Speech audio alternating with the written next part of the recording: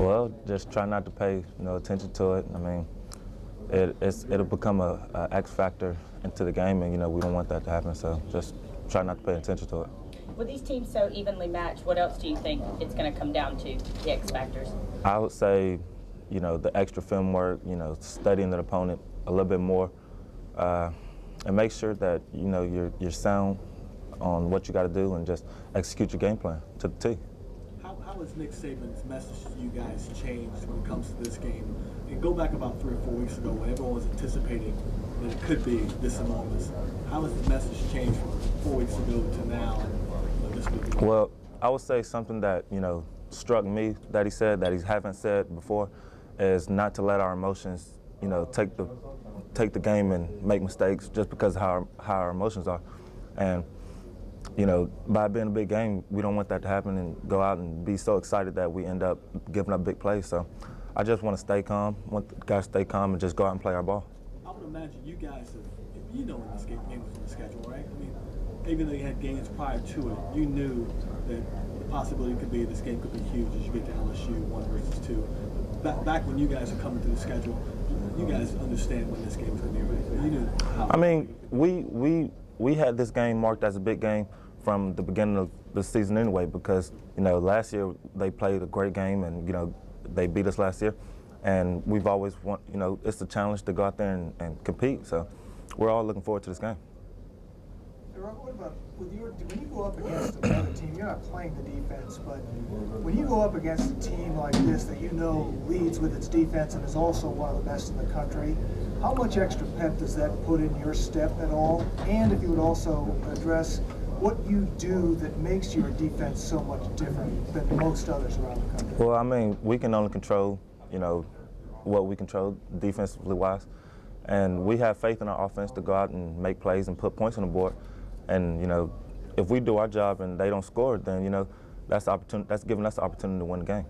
Well, what makes your defense so special? What are some of the things? You guys are known as hard hitters and things like that, but what are the things you take most pride in? Well, our strength coach and the coaches, they all want us to, expert our position.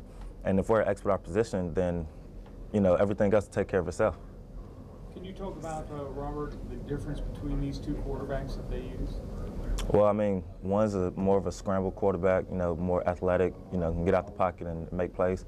The other, he's a pocket guy and, is accurate and can make plays in the air. Does it make it more difficult, though? They're both successful. They've been successful this season whenever they've been utilized.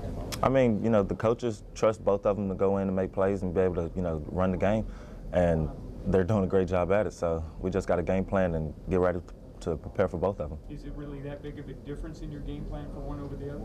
I mean, as long as we study and, we know their tendencies and know what they're going to do, I mean, that's all we can do. How much is last year's game on your mind?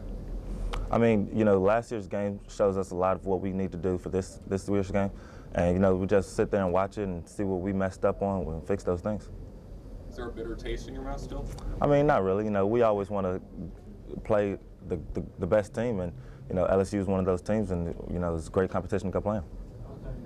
How much preparation do you do on trick plays? It seems like in games like this, they ran one last year on the tight end reverse.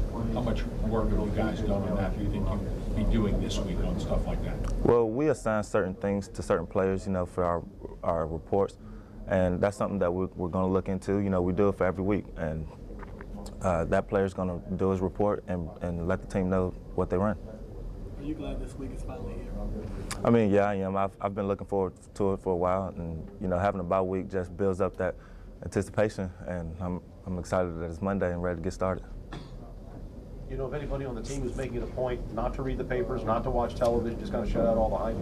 I mean, we all want to do that and not read that, because it just brings more emotions to the game, and like Coach said, we don't want those emotions to get in the way of doing what we got to do. One more, 2 more.